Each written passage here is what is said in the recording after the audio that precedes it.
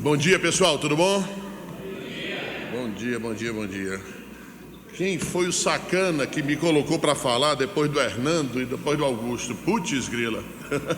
Tem que ser um trabalho aqui redobrado de conseguir manter a atenção de vocês, né? Mas vou me esforçar. Sei que é difícil. Pessoal, nós estamos aqui para fazer, eu acho que o objetivo dessa imersão é fazer com que cada um dos senhores e das senhoras se empolguem com relação à advocacia criminal, especialmente a advocacia do Tribunal do Júri. E a forma mais eficiente da gente fazer isso é através do compartilhamento de experiências. Vou compartilhar com vocês uma causa que me deixou muito mal durante um bom tempo e uma causa que até hoje me incomoda e me emociona. Uma causa que eu não quis pegar no primeiro momento, não quis continuar enquanto eu a estive defendendo.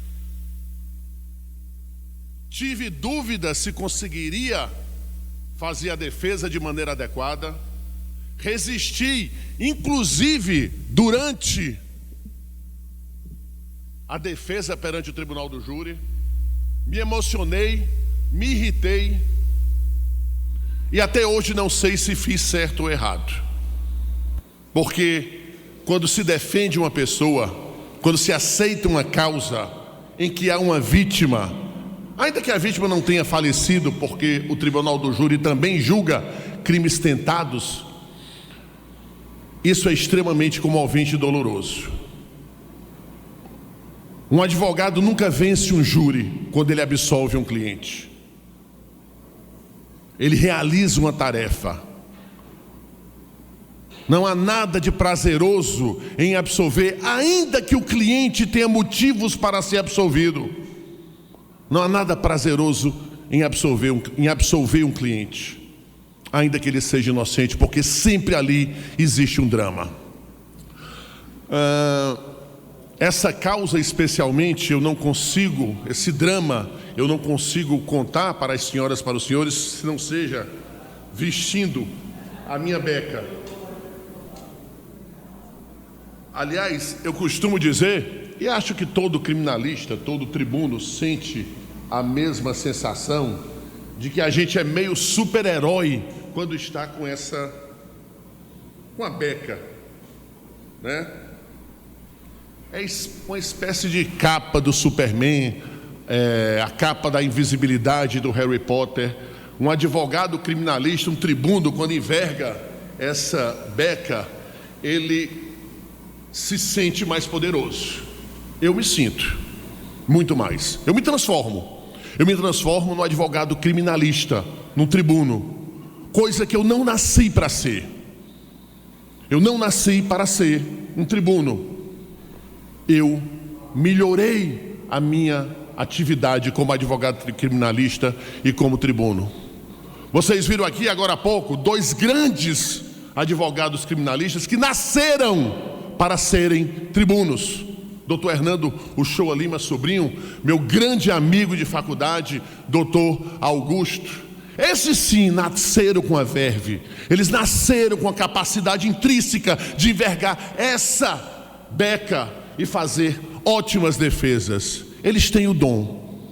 Mas digo a cada um das senhoras e cada um dos senhores e das senhoritas, não é necessário ter o dom. A gente pode melhorar e a gente pode aos poucos ir conquistando um espaço, conquistando excelência e conseguir fazer um belo trabalho como advogado criminalista, advogado de júri.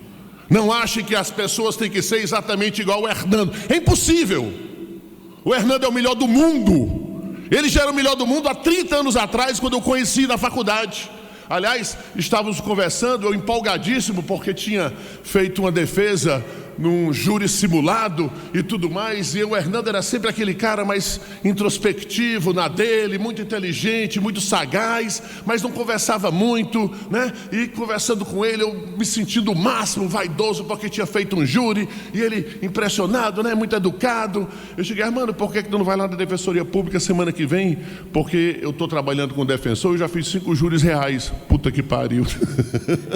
Eu tentando me sentir o máximo, porque eu fiz um júri simulado. O Hernando, 2 semestres atrás de mim, já havia feito 5 júris na Defensoria, 5 júris reais.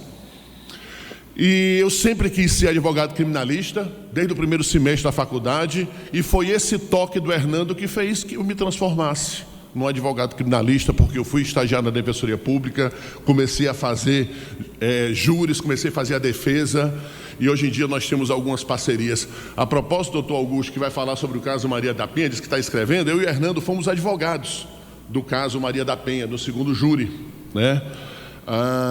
Ao contrário do que muitos podem pensar, eu não sou absolutamente contra a Lei Maria da Penha, eu sou a favor da Lei da Maria da Penha. A Lei Maria da Penha é um avanço. Há que se defender a mulher nas relações domésticas, porque ela é mais frágil fisicamente. Mulher não é nada menor do que o homem, não é menos inteligente, não é menos preparada, não é menos maluca, é exatamente igual. A única coisa é que o homem tem força física, e quando ele se desespera na sua força física, ele age com excesso, e esse excesso precisa ser protegido, e a Lei Maria da Penha está aí para proteger. Outra coisa é ao caso em si, que eu também estou tentando criar coragem para contar a versão da defesa. Mas a Lei Maria da Penha não há que se discutir. Pois bem, esse caso especificamente, eu estava em casa, anos 2002, já com quase 10 anos de formado. Um promotor de justiça, Jarlan Botelho, liga para mim: Armando, como é que vai? Tudo bom? Cara, onde é que tu tá, Jarlan? Eu estou aqui em Parambu. Sabe onde é Parambu? Parambu é, depois do fim do mundo, uns 50 quilômetros, longe que só o diabo, né? Acho que o vento faz a curva um pouco antes, né? Porque eu não percebi vento lá não. E, cara, Armando, tem um caso aqui que ninguém está querendo aceitar, e eu pensei que só você poderia aceitar a causa. Eu cheguei assim: como é que é, Jarlan? Já senti que tinha um golpe aí, né? Promotor que chega, liga para o advogado pedindo favor e diz que é um caso que ninguém quer aceitar, só você tem coragem. Tem alguma coisa aí de errado. Eu cheguei: já não, faz o seguinte, deixa o processo na minha casa, os autos, que a gente conversa, a gente marca para ir para Parambu e tudo mais. Valeu, cara. O processo não foi no outro dia, não foi na outra semana. 3 meses depois já tinha esquecido. 5 meses depois, o porteiro liga: doutor Armando, tem uma pessoa que deixou um envelope para o senhor. Deixou um envelope, aqueles envelopes laranja, escrito: Armandão, né? Me chamo de Armandão, não sei porquê. Armandão, o julgamento é semana que vem. Já comprei sua passagem, beleza? Te ligo para a gente combinar. Eu disse: que porra é essa? Como é que a gente vai? Beleza, né? Não é a primeira vez que eu estudei um júri de véspera. Já aconteceu de eu estudar um júri de uma sexta para acontecer na segunda-feira. Nós tínhamos aí mais do que tempo. Quando fui ler o processo tinha 40 páginas. Apenas 40 páginas, do que interessa.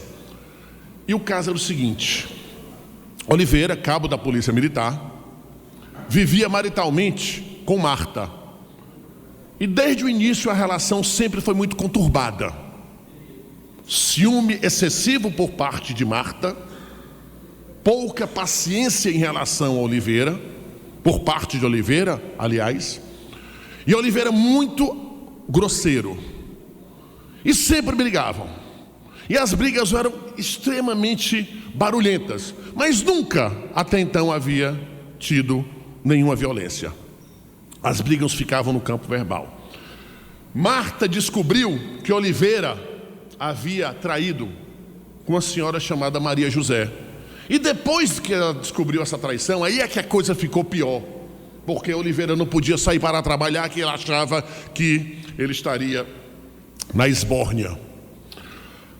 E as brigas se sucediam. Acontece que, em determinado dia, Oliveira foi tirar plantão na delegacia, chegou lá às 6 horas da tarde, saiu 6 horas da manhã. Ao invés de voltar para casa no sábado, ele passou num barzinho onde seus amigos estavam jogando sinuca. Ele passou a jogar sinuca e bebeu 1 litro de cachaça. Voltou para casa mais ou menos umas 10, 10 e meia. Quando chega em casa, Marta estava na rua, possessa de raiva, com ciúmes à flor da pele. Começou a gritar: onde é que você estava, vagabundo? Nova discussão. Você estava com a vagabunda da Marta, não é isso? Quando ele ouviu isso, cheio de bebida na cabeça, pela primeira vez durante a relação, Oliveira não se contém e dá um murro no rosto de Marta, que vai ao chão. Em seguida tenta dar alguns chutes, algo parecido. As pessoas separam e eles começam a discutir mais ainda. Ele diz o seguinte: eu vou voltar para o bar e beber. Volto daqui a meia hora. Se o almoço não estiver pronto, você apanha de novo. Isso era 1984. Saiu, passou mais 1 hora, voltou para casa. Marta não tinha feito almoço e não tinha ido embora. Na verdade, estava na sala da casa conversando com uma amiga. Oliveira já tinha se tocado do que tinha feito era errado. Entrou pela cozinha, tentou se esgueirar para entrar para o quarto. Só que nesse exato momento, Marta percebe Oliveira tentando entrar em casa. Parte para cima dele. Ele estava de costas, ela avança nas costas dele, começa a puxar o cabelo e tudo mais. Mas ele, muito mais forte, consegue desvencilhar-se daquela situação. Fica em cima de Marta e começa a agredi-la covardemente. Socos, puxões de cabelo, tapas. Não cheguei a ver fotos, mas as testemunhas que prestaram depoimento tanto no inquérito quanto em juízo disseram que o rosto de Marta ficou desfigurado. Depois de bater muito covardemente na cara, no rosto de Marta, Oliveira vai se levantando. Quando ele se levanta, Marta, acho que faz um gesto com o pé e chuta na altura dos Países Baixos. Ele se irrita mais, bate novamente nela. Em determinado momento da cena, Oliveira saca a sua arma e aponta para o rosto de Marta e diz mais ou menos o seguinte: olhe, sua vagabunda, sua safada, você precisa respeitar as pessoas. E com a arma apontada na direção do rosto de Marta. Marta, sem saber exatamente o que estava fazendo, dá um tapa na arma de Oliveira e sai correndo pela sala, gritando: ele quer me matar, ele quer me matar, ele quer me matar. A amiga prestando atenção, tentando socorrê-la. Oliveira atira 3 vezes e fica a marca das 3 balas na parede. Não consegue acertar Marta. O que já era suficientemente horroroso, odioso, piora. Oliveira não vai atrás de Marta. Ele segue a direção a um dos quartos, um dos aposentos da casa. Abre determinada porta de maneira decidida, caminha em direção a um berço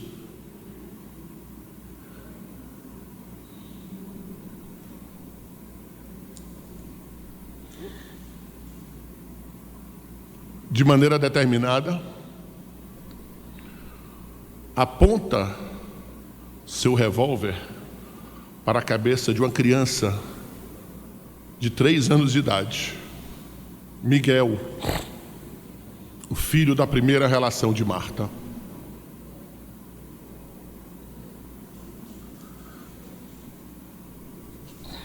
E a não ser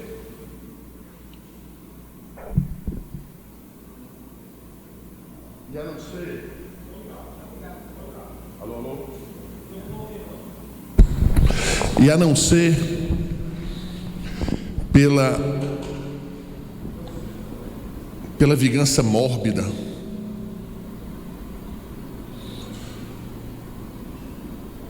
pelo ódio, pela covardia. Oliveira atira.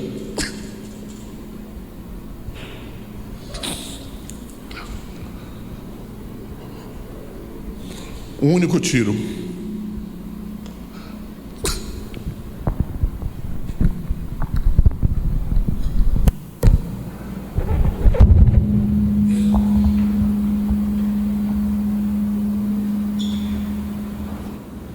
Claro que fatal.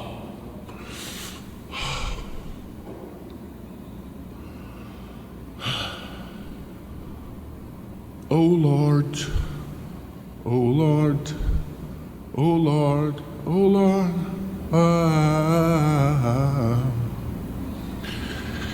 Em algum lugar para relaxar, eu vou pedir para os anjos cantarem por mim.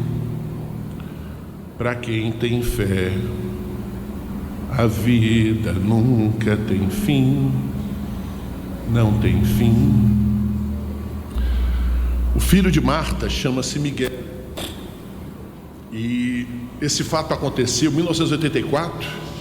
Eu estava lendo esse processo em 2002, exatamente no mesmo ano em que minha filha Luísa Maria, que hoje tem 23 anos, tinha 2 anos de idade.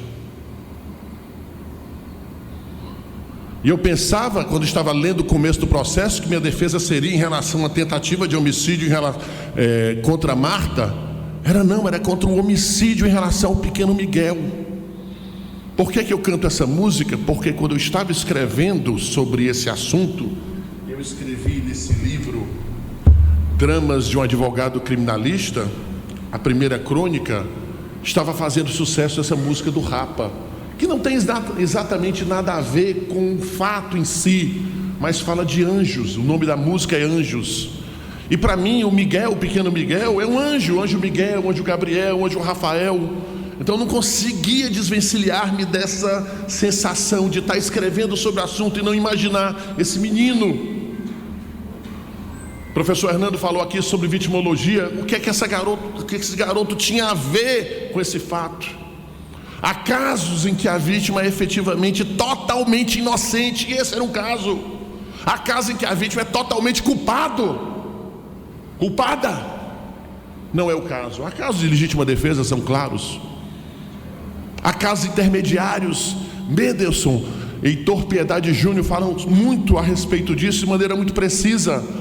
Mas eu nem fudendo ia defender esse cara, nem fudendo. Como é que eu posso aceitar uma causa dessa? Me digam, como é que um advogado que tem uma filha de 2 anos de idade, que morreu nessas circunstâncias, pode defender um cara desse? Claro que pode, mas não seria eu não teria condições.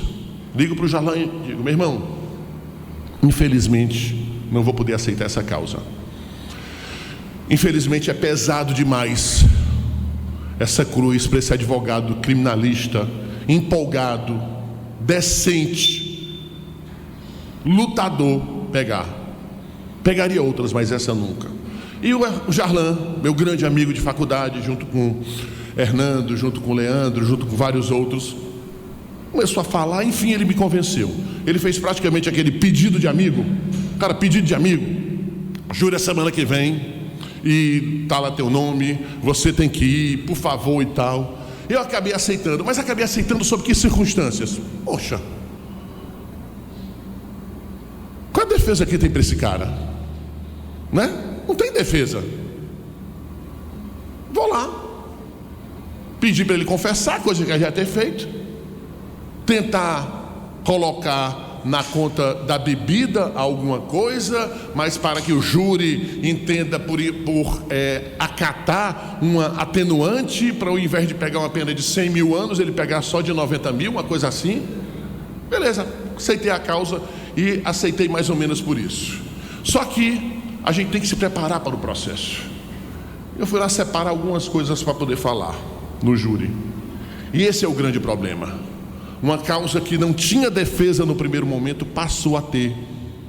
Existia uma versão que, se fosse explorada e que se tivesse alcançado o sucesso, o réu sairia totalmente livre. Lembre-se, o fato aconteceu em 84. O júri ia acontecer em 2002. Nunca tinha havido júri.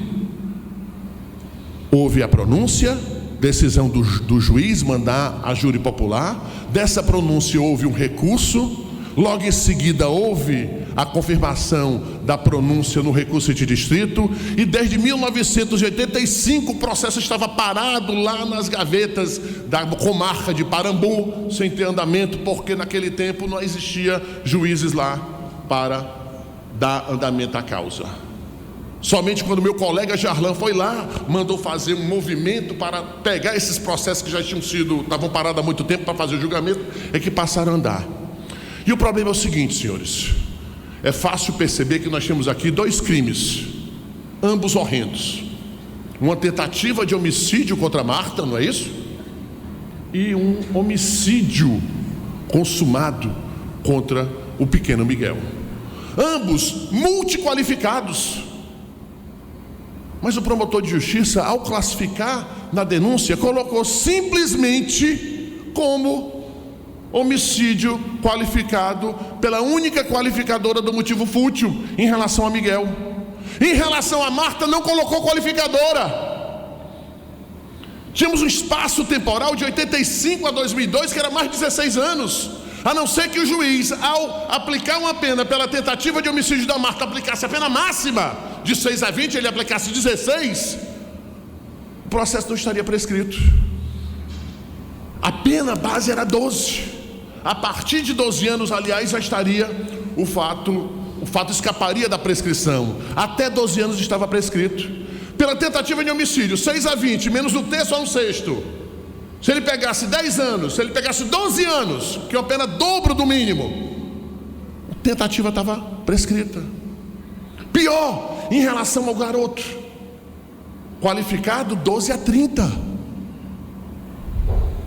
Se eu consigo convencer o júri que não existia motivação fútil, passava a ser homicídio simples, de 6 a 20.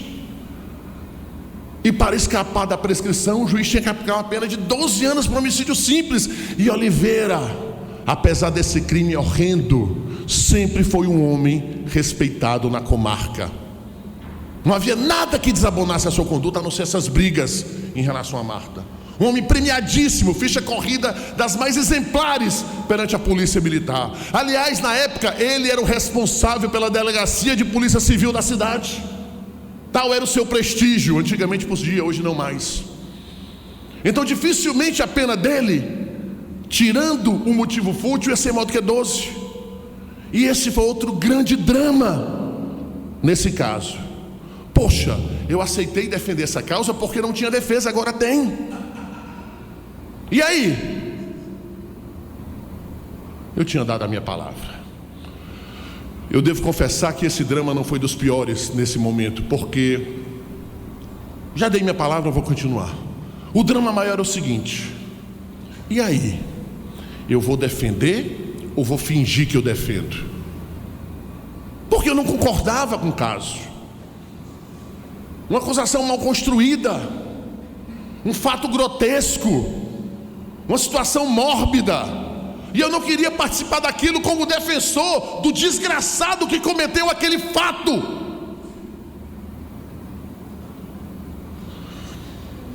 Devo dizer que mais uma vez a decisão foi fácil.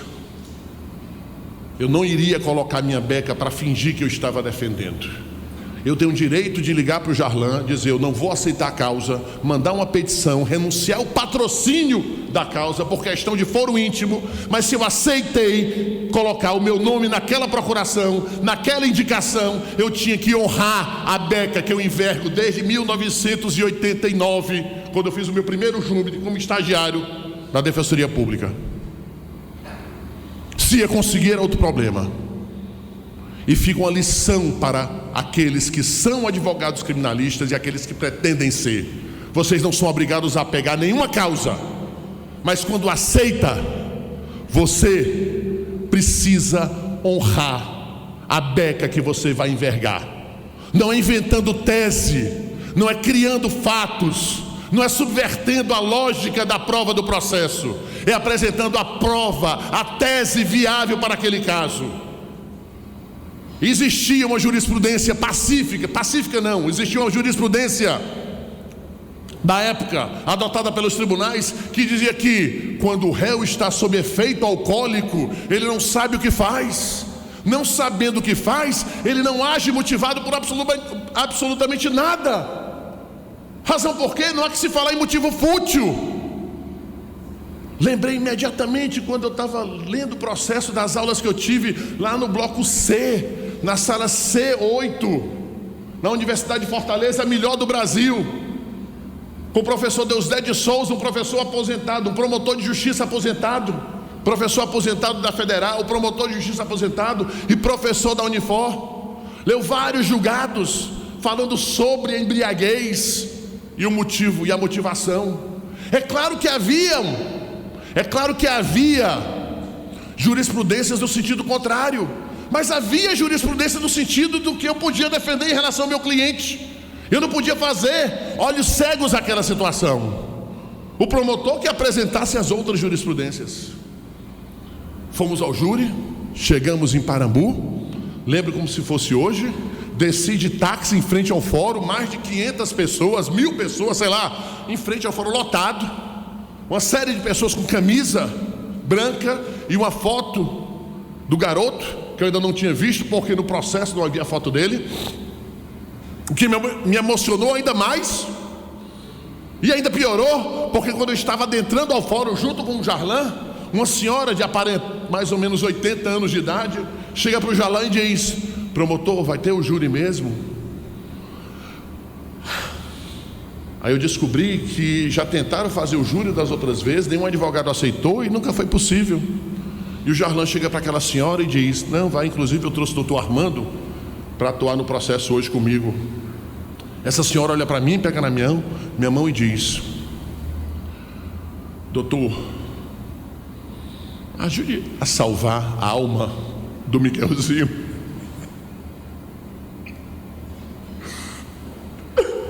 Eu entro no plenário e pergunto: Jarlan, quem é essa senhora?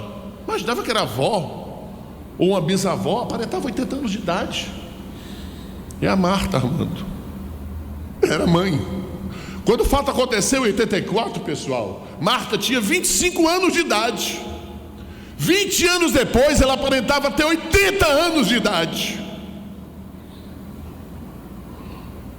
Uma glória ela estar viva, pelo amor de Deus. Como é que se vive uma situação dessa? Marta, em determinados momentos, certamente deve se sentir culpada também. Não que ela tenha culpa, definitivamente ela não tem. Mas controlar se você tem não ou culpa é algo que foge ao seu controle. E talvez ela se sinta culpada por ter se relacionado com Oliveira e ter acontecido tudo aquilo. Desabei mais uma vez. E a cada momento eu tenho que recuperar aqui. Pessoal, eu fui muito consciente.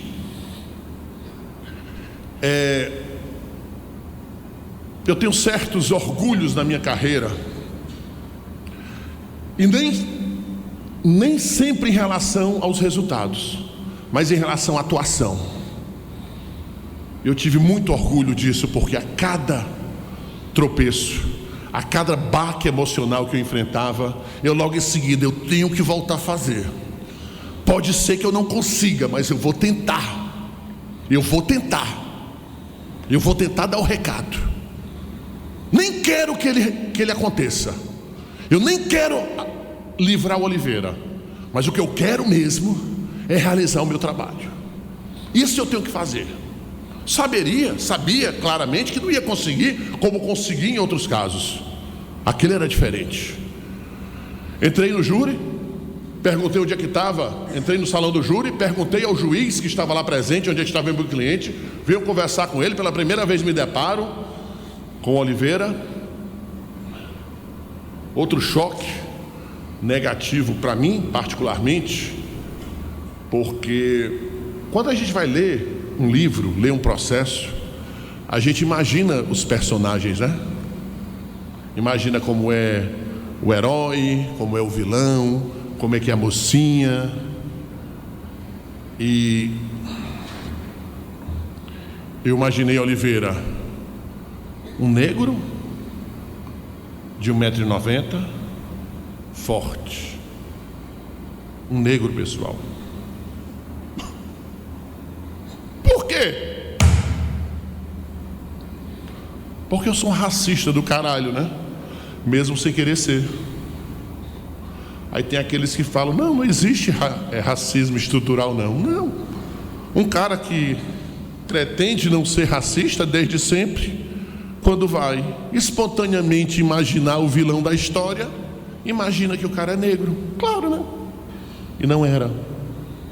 A não ser pela altura, mais ou menos 1,78 m, Oliveira era branco, brancoso inclusive, bem branco e magro.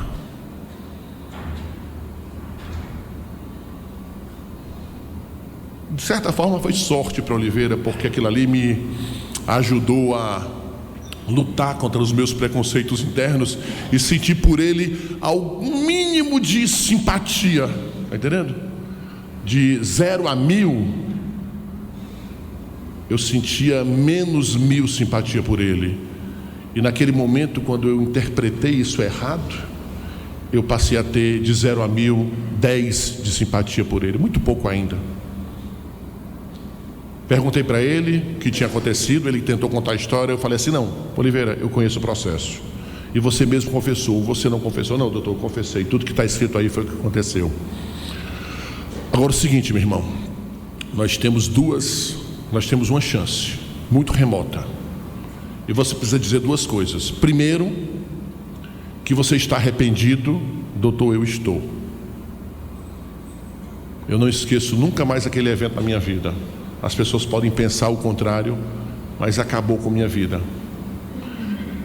E eu lembro que eu respondi rispadamente para ele assim, eu espero que seja verdade mesmo, alguma coisa nesse tipo. E disse ainda, e você vai dizer que estava bêbado. Mas doutor, eu estava bêbado mesmo. Eu sei, eu li o processo, Oliveira. Eu não tinha simpatia nenhuma por ele. Eu não consegui ter aquele contato que se tem com o réu. E mesmo quando você sabe que o réu é culpado, você de alguma forma consegue ter uma relação, entender o que passou na cabeça dele. Eu sequer quis entender o que passou na cabeça dele.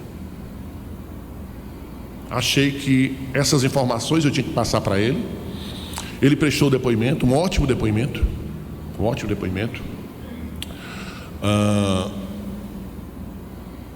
O salão estava lotado. Aliás, quando houve o sorteio dos jurados, o juiz, o salão era mais ou menos, o salão fora do interior, a metade desse daqui é mais ou menos assim. Existe um palco, né?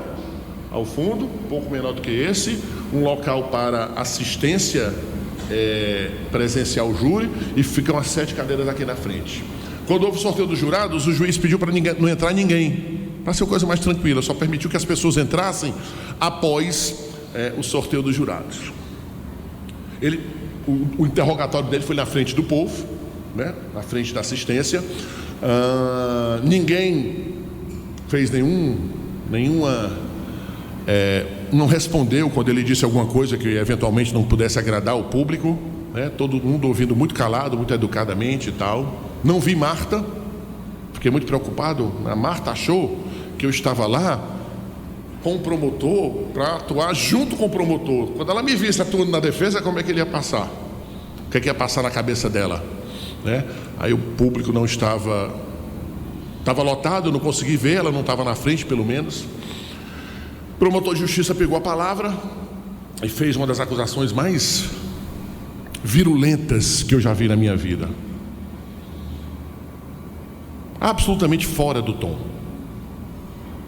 Jarlan quis julgar Oliveira e não o fato que Oliveira praticou. Isso é errado.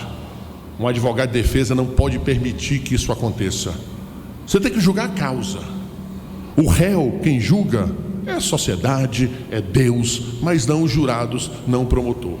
E geralmente quando isso acontece, nós advogados de defesa, a gente pede uma parte e exige que o promotor se recomponha. tenha educação, saiba que a sua função aqui é colocar o fato para o jurado. Se o jurado entender que é crime, ele vai lá e condena. Ninguém está aqui para condenar o réu, mesmo porque não tem pena de morte, nem de caráter perpétuo. Mas nesse dia, estrategicamente, eu resolvi ficar calado, porque o advogado só deve intervir quando da sua intervenção a gente tirar um resultado útil. Fica aqui uma lição para partes que eu e Hernando construímos. A gente só deve apartear quando do nosso aparte a gente extrair algo positivo. Se você vai apartear para apartear, é muito perigoso, porque a palavra vai ficar sempre com o promotor, e ele vai ficar por cima da história, e você não pode permitir. Então cuidado com os apartes. Achei que não era o caso, porque eu ia criar muito mais uma animosidade da defesa para com o réu, e eles contar com o réu. Deixei o promotor falar, e o promotor falou por uns 40 minutos, né, porque ele podia falar 2 horas. Me passou a palavra, e eu sabia o que eu tinha que fazer, pessoal. Eu nunca me preparei tão bem para um júri. Quando eu falo preparar tão bem, é saber o que é que eu devo falar.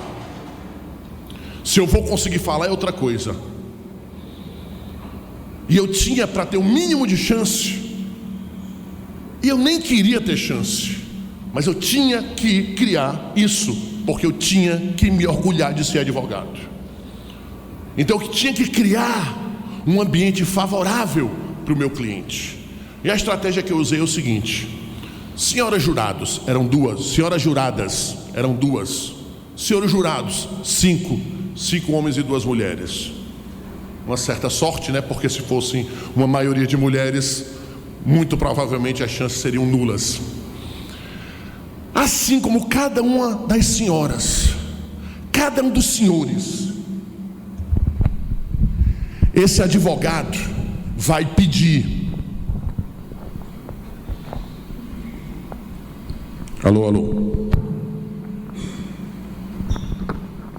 Assim como cada uma das senhoras e cada um dos senhores, esse advogado, ele também tem o compromisso com a justiça. E não há dúvida, não há absolutamente nenhuma dúvida, que o único é a condenação de Oliveira. A defesa em nenhum momento vai justificar esse ato horrendo, torpe, absurdo de Oliveira. Fiquem absolutamente tranquilas, fiquem absolutamente tranquilos, que Oliveira sairá condenado daqui. Se não é porque o promotor quer, é porque a defesa quer. A defesa exige, a defesa pede que vossas excelências condenem Oliveira. Com relação à tentativa de homicídio de Oliveira, em relação a Marta, a defesa sequer vai apresentar qualquer justificativa, qualquer argumento. Condenem por 7-0, condenem, fiquem à vontade. Isso é expressão da máxima justiça. Com relação à condenação do caso em relação ao Miguel, condenem também por 7-0. Essa é a expressão da justiça. Mas a defesa vai trazer para vossas excelências um único ponto para ser discutido. Um único ponto. Há uma única divergência que não vai influir na condenação ou na absolvição de Oliveira, porque ele vai sair daqui condenado. É com relação à motivação fútil. É o único ponto que a defesa discorda da acusação. A defesa entende que Oliveira deve ser condenado, mas não deve ser incluído a motivação fútil. E comecei a ler jurisprudências, comecei a ler doutrina, comecei a ler laudos periciais de outros processos, pesquisas na internet, todas no sentido de que quando o réu está sob efeito de álcool, sob severo efeito de álcool, ele não sabe o que faz, não sabendo o que faz, ele não age motivação por nada. Não havendo motivação, não pode se falar em motivo fútil. E o pior de tudo é que, pelo menos para mim, o que estava escrito parecia muito convincente, e é. Porque a gente sabe por experiência própria que quando está bêbado não faz exatamente o que quer. Eu falava: jure, vocês não viram um pai, um irmão, alguém da família de vocês que eventualmente ficaram bêbados, fizeram uma besteira que não fariam se não estivessem bêbados? O pior de tudo, senhores jurados, pior de tudo, pessoal, senhores jurados, parece até que eu estou submetendo a causa para as senhoras e para os senhores. O pior de tudo é que durante a fala da acusação, as 2 juradas e os 5 jurados permaneceram impassíveis, nenhum tipo de reação. Quando eu comecei a falar isso, as 2 senhoras que estavam do lado, as 2 juradas, começavam a fazer um leve balançar de cabeça, como se concordando. Pelo menos eu interpretei daquela maneira. E passei a me direcionar mais para elas quando eu argumentava. E continuei falando. Em determinado momento o Jarlan pede uma parte. Claro que eu sabia né, que ele iria partear ou iria vir na réplica. E ele chega mais ou menos assim: eu disse: doutor Armando, você me permite uma parte? Eu disse: claro, doutor Jarlan, fique à vontade. Aí quando eu estou bebendo uma água, ele chega para os jurados e de maneira muito competente, direta e objetiva, portanto, ele diz: senhoras juradas, senhores jurados, doutor Armando é um dos melhores advogados que eu conheço. Quando começa elogiando, né? Você sabe, né? Quando começa elogiando é porque vem aí. E o doutor Armando, ele está querendo que o réu seja escape ileso de uma condenação, porque se por um acaso os senhores tirarem o motivo fútil, ele vai pegar uma pena pequena e vai estar prescrito. Eu estava preparado para aquilo, sabia que ele ia fazer aquilo. Claro que eu sabia. Me preparei para aquilo? Claro que me preparei. E o que é que eu fiz? Eu pensei, de manhã, de tarde, de noite, de um argumento para combater isso. Eu achei, não.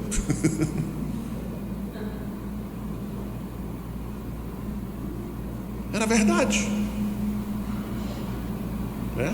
Era verdade. A tese passava por isso. E o que é que eu fiz? Eu não fiz nada. Aliás, eu fiz. Eu cheguei: doutor Jarlan, quando ele terminou a parte, ele não falou mais do que 30 segundos. Doutor Jarlan, agora eu queria pedir para Vossa Excelência que não me interrompesse mais, porque eu não lhe interrompi. E ao contrário do senhor, né, eu não sou tão inteligente como você está dizendo aí, não. E quando você entra para falar, eu fico todo perdido e me perco onde é que eu estava. Está entendendo? Aliás, onde é que eu estava mesmo? Aí meti esse migué, né, para tentar fugir daquele petardo que foi uma parte dele, que foi avassalador. O que é que eu poderia dizer? Até hoje eu penso no que é que eu poderia ter dito na hora e não encontro, porque não tinha argumento para combater aquilo ali.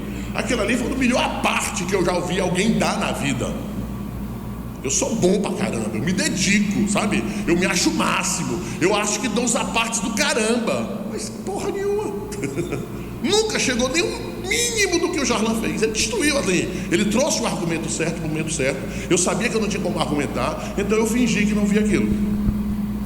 Aí terminei o júri e tudo mais, e o Jarlan só anotando. Tudo que eu falava ele anotava. E tudo mais.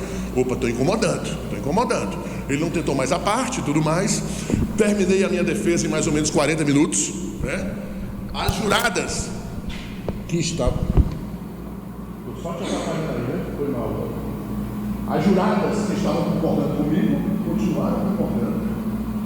O promotor de justiça perguntava ao final da minha fala se ele tem a réplica. Ele não tem a réplica, me surpreendeu, porque eu achei que ele foi muito ousado, né? Apesar dele ter ido muito bem naquele momento, ele poderia ter demorado um pouquinho mais, falado mais 10 minutos na réplica, mas ele foi muito confiante e fomos para a votação. Na sala secreta é o pior momento para um advogado de defesa. Não é não, Talvani? Se a gente pudesse terceirizar a presença naquela sala secreta no momento da votação, a gente terceirizaria fácil. Porque, sabe, é a vida do seu cliente na mão. Eu volto a dizer, pessoal, em determinado momento, eu vou confessar aqui para vocês, que em determinado momento, durante todo o júri, eu não nutri nenhuma simpatia. Em nenhum momento eu quis ganhar o júri, a não ser no momento que eu estava argumentando. Na hora que eu entrei na tribuna, porque aí entra o advogado que é competitivo, sabe? A gente não quer ganhar mais, não é nem pelo cliente não. Infelizmente a gente quer ganhar pela gente, pra gente mostrar que é meio foda, sabe? É péssimo isso, porque quando a gente perde, a gente descobre que não é foda, porque ninguém é foda. Você pode ser bom, mas foda você não é. E em determinado momento eu quis, ainda mais quando ele entrou com aquele aparte, aí eu tentei dar um migué para esconder o que ele estava falando. Eu devo dizer que nesse momento eu queria ganhar o júri, não por ele, mas por mim. Vou confessar esse meu pecado, esse pecado da vaidade, que todos temos de alguma maneira e a gente precisa domar. Mas acho que não foi os piores, eu já tive piores momentos de vaidade na minha vida, dos quais eu não me orgulho. Mas naquele momento eu senti. Sala secreta, cédulas entregues aos jurados, condenação de Marta, condenação de Oliveira pelo homicídio, e passamos ali para a votação do motivo fútil. O juiz pergunta: o réu agiu por motivo fútil? Queria naquele momento ganhar, aquela tensão, só pensava em mim, só pensava nas cédulas, não estava pensando no Oliveira, que nem na sala secreta estava. Queria, mas sabia que as chances eram mínimas, né? Querer não é poder, né? Eu descobri isso várias vezes na vida. Mas quando o juiz pega a primeira cédula, a pergunta era: o réu agiu por motivo fútil? Inclusive errado, né? Porque ele tinha que descrever qual era a motivação fútil que ele não fez. O réu agiu por motivo fútil? Aí puxa assim: não. E mostra para mim. Eu olho assim: não. Eu não entendi o significado daquele não, porque eu queria que fosse um não, mas quando você quer e acha que é difícil, acho que não pode ser para outro lado. Eu olho assim: cara, não, estou ganhando, né? Aí ele puxa logo o segundo: não, 2-0 não. Cara, eu sou foda demais, puta que pariu. Pensei comigo, claro, né? Cara, eu sou muito bom, eu sou foda. Cara, eu vou ganhar. Aí comecei a pensar, entrar nesse transe. E olha que foi rápido, né? Ele pegava um, pegava outro, mas só que me passava tudo isso na cabeça. Aí ele puxa o terceiro voto: sim. Pô, vou ganhar, mas não vai ser de 7-0, né? Vai ter, claro que a acusação, e vai ter um voto, né? 2 sim, 2-2. 2-2, ele puxa um 3-2 sim. Pessoal, foi rápido, foi tipo assim. Na verdade foi mais ou menos desse jeito: 1 não,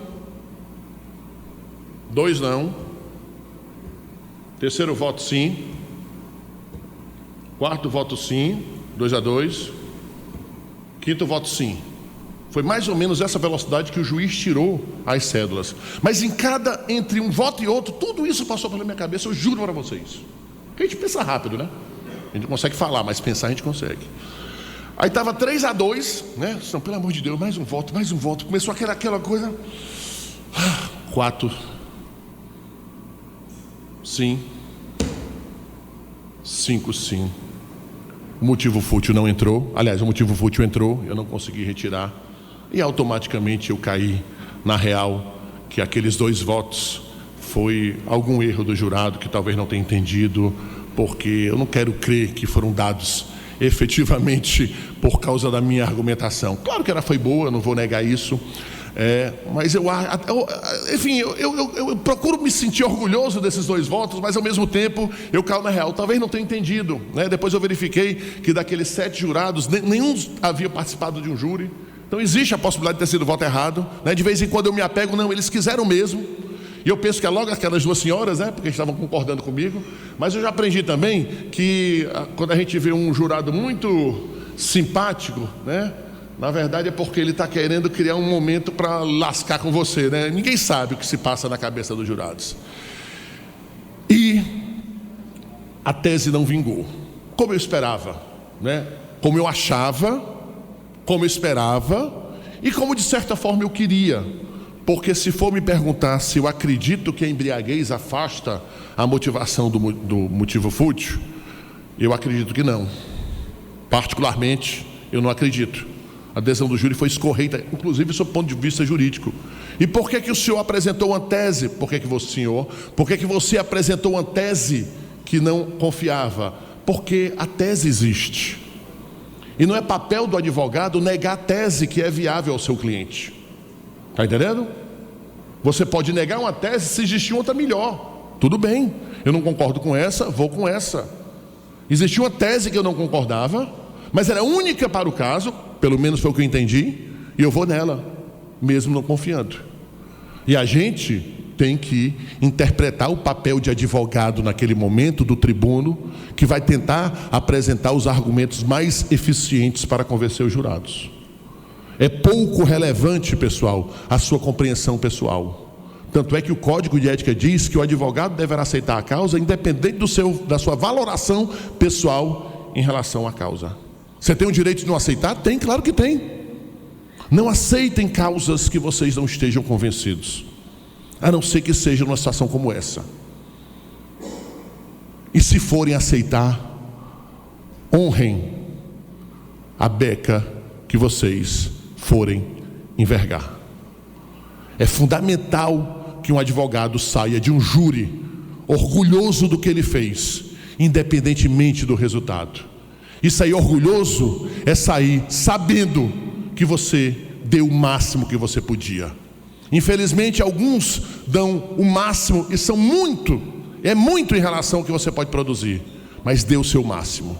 Volto a dizer, era bom que todo mundo fosse igual o Hernando Shoa Lima Sobrinho, que nasceu com o dom da oratória. Mas mesmo quem não nasceu com o dom da oratória, pode incrementar esse lado profissional. Eu sou um exemplo disso. Não chego aos pés do Hernando, mas eu me dedico, eu estudo, eu levo a sério, eu assisto julgamentos, eu me aprofundo na história do processo, nos autos, e chego lá preparado. E cada julgamento que você passa é uma experiência a mais. Não se desiludam porque vocês não são o Hernando. Tentem sê-lo. Mas havendo dedicação, havendo compromisso, vocês irão chegar muito longe, eu garanto. Obrigado por terem me ouvido.